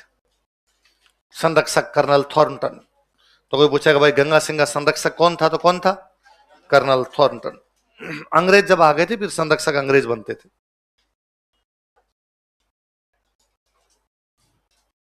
ये हो गया भाई बीकानेर से। आगे लिखो किशनगढ़ का इतिहास। राठौड़ों की 3 रियासतें पढ़ी थी हमने।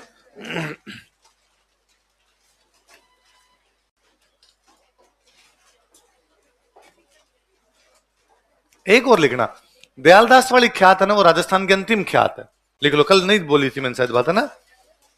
दयालदास वाली ख्यात लिखी थी कल, उसके आगे लिख लो राजस्थान की अंतिम ख्यात, क्योंकि अंग्रेजों के राज के बाद ख्यातें बननी बंद हो गई थी। दयालदास की ख्यात लिखी थी कल हमने, बीकानेर राठौड़ा की ख्यात है, तो उसके आगे लिख लो राजस्थान की अंतिम ख्यात, लास्ट ख्यात ऑफ राजस्थान। पहली तो हमने पढ़ी थी नैन्सी वाली, राजस्थान की अंतिम ख्यात, लास्ट ख्यात ऑफ राजस्थान। अब लिखो किशनगढ़ का इतिहास, हिस्ट्री ऑफ किशनगढ़।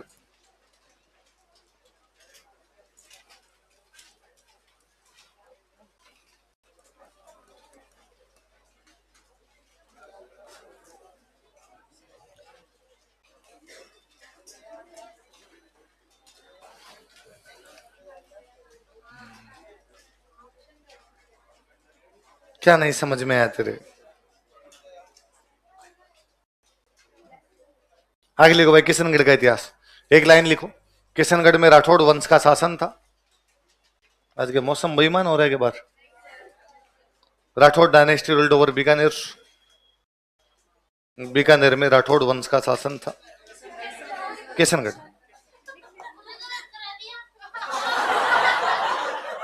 मैं चेक कर रहा था तुम जाग रही है सो गई। किशनगढ़ में राठौड़ वंश का शासन था, Rathore dynasty ruled over Kishangarh.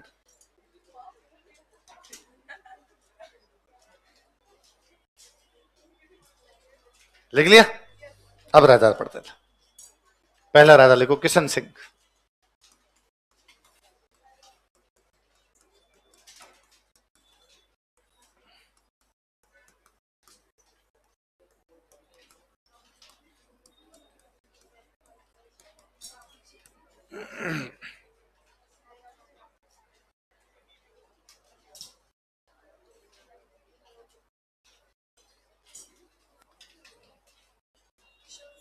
कौन है? किशन। मोटा राजा उदय सिंह पढ़ा था हमने, उसका बेटा है ये, लिखो। यह है मारवाड़ के मोटा राजा उदय सिंह का बेटा था, कि वो सन ऑफ मोटा राजा उदय सिंह ऑफ मारवाड़। यह है मारवाड़ के मोटा राजा उदय सिंह का बेटा था, ही वॉज सन ऑफ मोटा राजा उदय सिंह ऑफ मारवाड़। मारवाड़ के मोटा राजा उदय सिंह का बेटा था।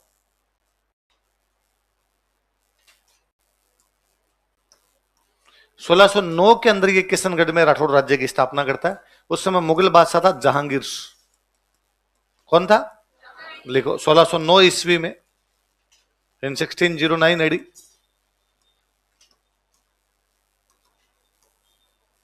1609 ईस्वी में, इन 1609 एडी, मुगल बादशाह जहांगीर के शासन काल में, during regime of Mughal emperor Jahangir,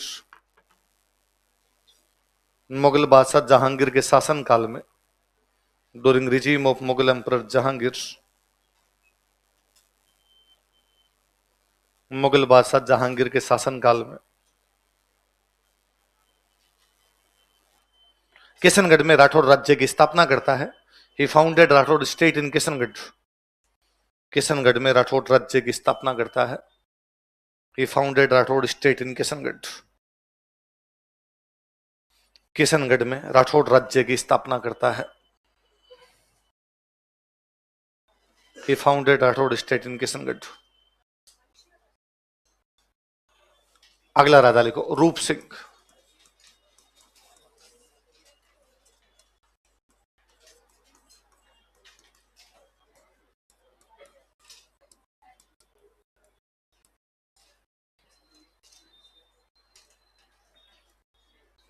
अगला राजा कौन है? रूप सिंह। शाहजहां मुगल बादशाह बन गया था। आपको बताओ तो शाहजहां के टाइम में मेवाड़ वाले राज सिंह ने चित्तौड़ के किले का पुनर्निर्माण करवाया, तो सादुल्ला खान उस पुनर्निर्माण को गिराने के लिए आया था। तो सादुल्ला खान जब पुनर्निर्माण को गिराने के लिए आया था तो उसके साथ में ये था किशनगढ़ का रूप सिंह। लिखो सादुल्ला खान के चित्तौड़ आक्रमण के दौरान during Chittor attack of Sadullah Khan, Sadullah Khan के चित्तौड़ आक्रमण के दौरान, during Chittor attack of Sadullah Khan,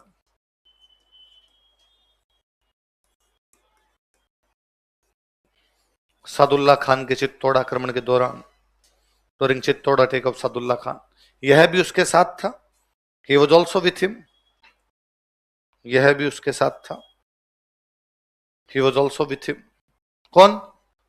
रूप से, यह भी उसके साथ था। He was also with him. तो शाहजहां बड़ा राजी हुआ था। शाहजहां ने इसको एक किला गिफ्ट में दिया था, मांडलगढ़। कौन सा दिया था? क्योंकि उस समय मुगलों ने मेवाड़ वालों के कई जगह पर कब्जे किए थे, तो मांडलगढ़ जो भीलवाड़ा में पड़ता है, किसको गिफ्ट में दे दिया था? लिख लो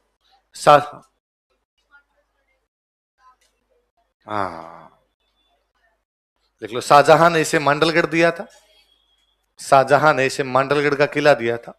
Shahjahan gifted him Mandalgarh fort Bhilwara में। शाहजहां ने इसे मांडलगढ़ किला दिया था। Shahjahan gifted him Mandalgarh fort.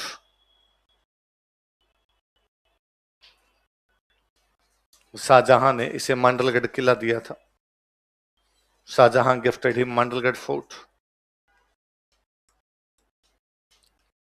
इसने खुद ने किला बनवाया था किशनगढ़ के पास ही, उसका नाम है रूपनगढ़। क्या नाम है? अजमेर जिले में। इसने रूपनगढ़ किले का निर्माण करवाया था। He built Rupangarh fort. इसने रूपनगढ़ किले का निर्माण करवाया था। He built Rupangarh fort. Ajmer में, किशनगढ़ अजमेर में, तो रूपनगढ़ अजमेर ही होगा। रूपनगढ़ किले का निर्माण करवाया था। ये कौन से मुगल बादशाह का खास आदमी है? शाहजहां का। अच्छा, शाहजहां अपने कौन से बेटे को राजा बनाना चाहता था? दारा। किसको बनाना चाहता था? तो ये दारा की तरफ से युद्ध में लड़ने के लिए गया था, सामूगढ़। पढ़ा था हमने? औरंगजेब के खिलाफ सामूगढ़ का युद्ध लड़ता है, उस लड़ाई में लड़ता हुआ काम आ जाता है। लिख लो सामूगढ़ के युद्ध में, इन बैटल ऑफ सामूगढ़, आगरा के पास यूपी में जगह है सामूगढ़। सामूगढ़ के युद्ध में, इन बैटल ऑफ सामूगढ़, दारा की तरफ से लड़ता हुआ मारा गया था। He died while fighting from Dara side. Dara की तरफ से लड़ता हुआ मारा गया था। He died while fighting from Dara side. Dara की तरफ से लड़ता हुआ मारा गया था। He died while fighting from Dara side. किसकी तरफ से लड़ता हुआ मारा गया? कौन? रूप सिंह। कौन से वंश का राजा था? तो पूरा नाम क्या हो गया? रूप सिंह राठौड़। क्या नाम हो गया? क्या नाम हुआ? ऐसा कुछ पढ़ा हमने? अजीत सिंह तथा दलथम्बन को दिल्ली में रूप सिंह राठौड़ की हवेली में नजरबंद, वो इसकी थी। अगला राजा लिखो राज सिंह।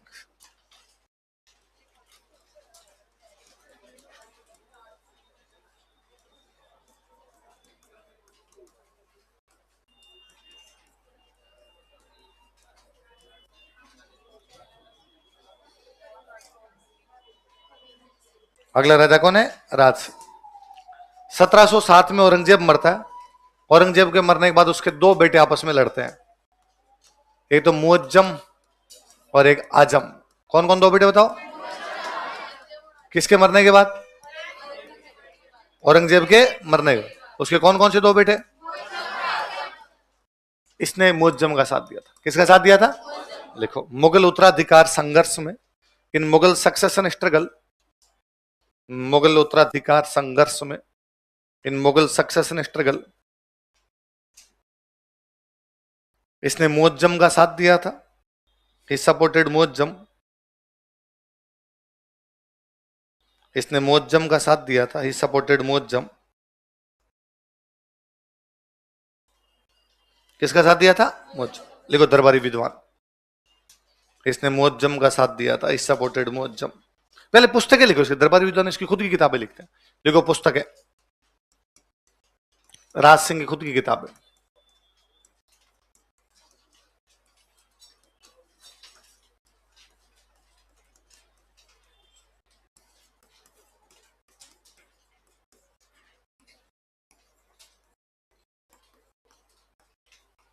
बहुविलास और रस पाए।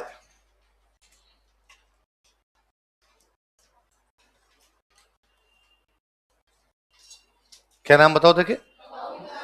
बहुविलास और रस पाए। किसकी किताब है? राज सिंह। किसकी किताब है? राज सिंह। राज सिंह कहां का राजा? किशनगढ़। कहां का है? किशनगढ़। आगे लिखो दरबारी विद्वान। Court scholar.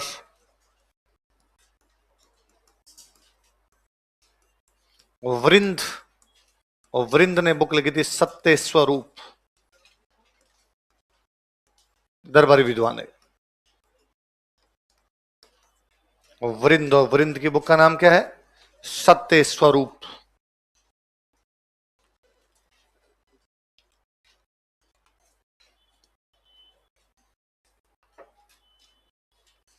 इस किताब में वो मुगल उत्तराधिकार संघर्ष है, लिख लो। यह पुस्तक मुगल उत्तराधिकार संघर्ष की जानकारी देती है। This book provides information about Mughal succession struggle.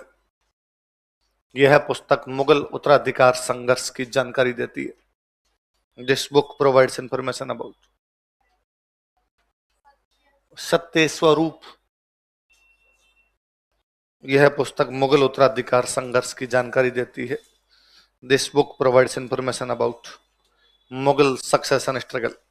एक विद्वान और लिखो। सूरध्वज।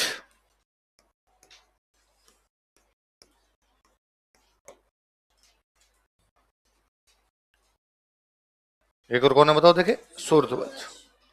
पेंटर था एक, लिख लो। यह एक चित्रकार था। He was a painter. तो कोई पूछेगा सूरध्वज नामक पेंटर कौन से राजा के दरबार में था? राज सिंह। राज सिंह कहां का राजा था? यह एक चित्रकार था। He was a painter. अगला राजा लिख लो। सावन सिंह।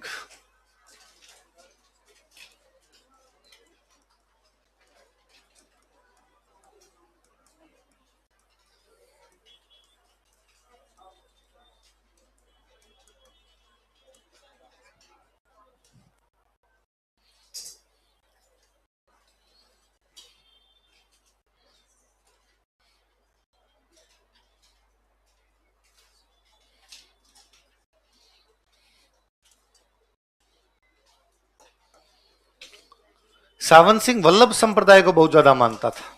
कौन से सेक्ट को? वल्लभ संप्रदाय वाले भगवान कृष्ण की पूजा करते हैं। किसकी पूजा करते हैं? तो इसने खुद का नाम बदल के रख लिया था नागरीदास।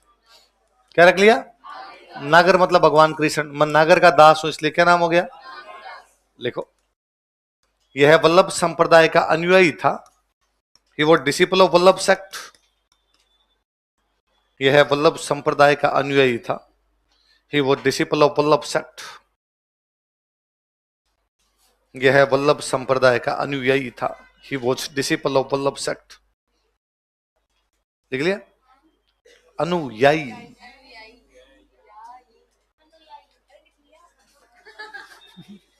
कौन से संप्रदाय का अनुयायी था? अतः इसने अपना नाम बदलकर नागरीदास रख लिया था। So he changed his name as Nagaridas. अतः इसने अपना नाम बदलकर नागरीदास रख लिया था।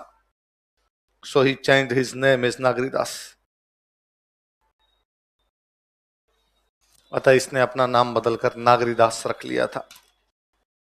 So he changed his name as Nagaridas. नागर मतलब भगवान कृष्ण, नागर का दास हूं इसलिए नाम क्या हो गया? नागरीदास। पुस्तकें लिखो इसकी।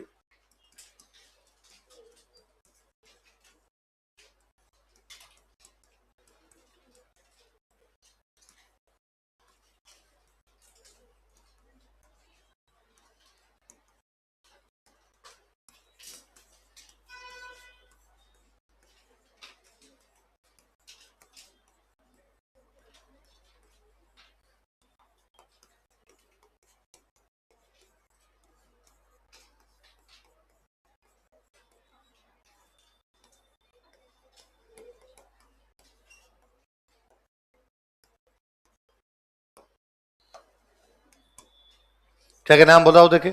मनोरथ मंजरी, देह दशा, रसिक रत्नावली। दोबारा बोलो नाम क्या क्या है? मनोरथ मंजरी, देह दशा और रसिक रत्नावली। किसने लिखी? सावंत सिंह। सावंत सिंह का और नाम क्या है?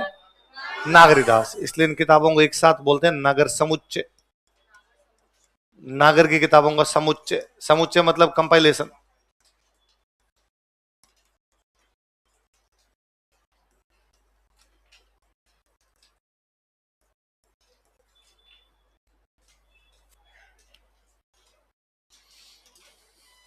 बाद में इसके अपने परिवार में लड़ाइयां होने लग गई थी, तो इसने कहा मरने दो, दुनिया पितड़ दी है। वृंदावन चला गया था। कहां चला गया था? वहीं डेथ हुई थी इसकी। लिखो नीचे। कालांतर में वृंदावन चला गया था। Later on he moved to Vrindavan. कालांतर में वृंदावन चला गया था। Later on he moved to Vrindavan. तथा वहीं पर इसकी मृत्यु हुई थी। And died there. तथा वहीं पर इसकी मृत्यु हुई थी। And died there. तो किशनगढ़ के कौन से राजा की मृत्यु वृंदावन हुई थी? कौन से की? सावंत। इसकी एक प्रेमिका थी, उसका नाम था विष्णुप्रिया। क्या नाम था? वो कविताएं लिखती थी, पर वो जब कविताएं लिखती तो कविताओं में अपना नाम लिखती थी रसिक बिहारी। क्या लिखती? बिहारी जी की रसिक हूं मैं, इसलिए नाम क्या रखती है अपना? भगवान कृष्ण की भक्त थी वो भी। और ये सब कवियों की आदत ही होती है, वो कविताओं में अपने नाम अलग रख देते हैं। कुछ नाम था सूर्यकांत त्रिपाठी, कविताओं में लिखते निराला। तो वैसे इसका नाम था विष्णुप्रिया, कविताओं में क्या लिख दिया करती? देख लो। इसकी प्रेमिका विष्णुप्रिया, हिज बिलव्ड विष्णुप्रिया। इसकी प्रेमिका विष्णुप्रिया, हिज बिलव्ड विष्णुप्रिया।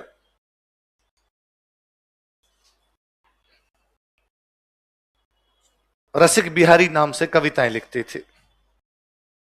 रसिक बिहारी नाम से कविताएं लिखती थी। Wrote poetries with name of Rasik Bihari, या कंपाइल्ड पोइट्रीज, कंपाइल करती थी, compiled poetries with name of Rasik Bihari. Rasik Bihari नाम से कविताएं लिखती थी। Wrote poetries with name of Rasik Bihari. किस नाम से कविताएं लिखती थी? रसिक बिहारी नाम से। कौन? लिखो दरबारी विद्वान।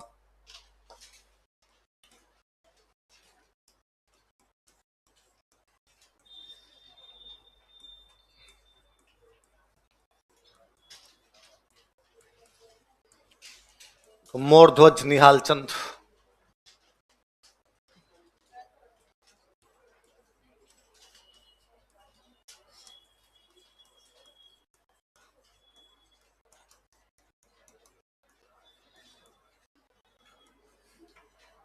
क्या नाम बताओ? मोरध्वज निहाल चंद। चित्रकार था, पेंटर था। ये नागर समुच्चय वाली जो किताबें हैं लिखी तो नागरीदास ने, इनमें सारी पेंटिंग बनाने वाला जो पेंटर है वो कौन है? लिख लो। इसने नागर समुच्चय का चित्रण किया था। ही डिपिक्टेड नागर समुच्चय। इसने नागर समुच्चय का चित्रण किया था। ही डिपिक्टेड नागर समुच्चय।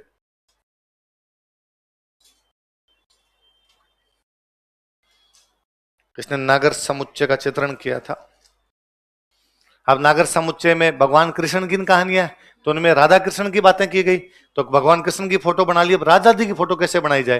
तो सावंत सिंह ने कहा राधा जी उतने ही सुंदर थे जितनी सुंदर रसिक बिहारी है, इसलिए राधा जी की फोटो की जगह किसकी फोटो बना दी जाए? आज दिन तक आप राधा जी की जो तस्वीर देखते हो सारा रसिक बिहारी की है। लिखो। इसने रसिक बिहारी को राधा के रूप में चित्रित किया था। इसी मोरध्वज निहालचंद में लिखो। अभी तो रसिक बिहारी लिखा ना पीछे हमने, विष्णुप्रिया, या विष्णुप्रिया लिख लो बोले। इसने विष्णुप्रिया को राधा के रूप में चित्रित किया था। ही डिपिक्टेड विष्णुप्रिया इज राधा। इसने विष्णुप्रिया को राधा के रूप में चित्रित किया था। ही डिपिक्टेड विष्णुप्रिया इज राधा। विष्णुप्रिया को राधा के रूप में चित्रित किया था। तो विष्णुप्रिया ने कहा भाई सब में मुझे राधा बना के छोड़ दिया, मेरी खुद की भी तो पेंटिंग बनाओ, इंडिविजुअल आइडेंटिटी भी तो होती है कोई। तो फिर इसने विष्णुप्रिया की एक अलग से पेंटिंग बनाई थी, उसका नाम है बणी थणी। क्या नाम है? उनमें वो बन ठन के बैठी थी, इसलिए नाम क्या हो गया? लिखो। इसने विष्णुप्रिया का एक व्यक्तिगत चित्र भी बनाया था। he depicted individual painting of Vishnu Priya also.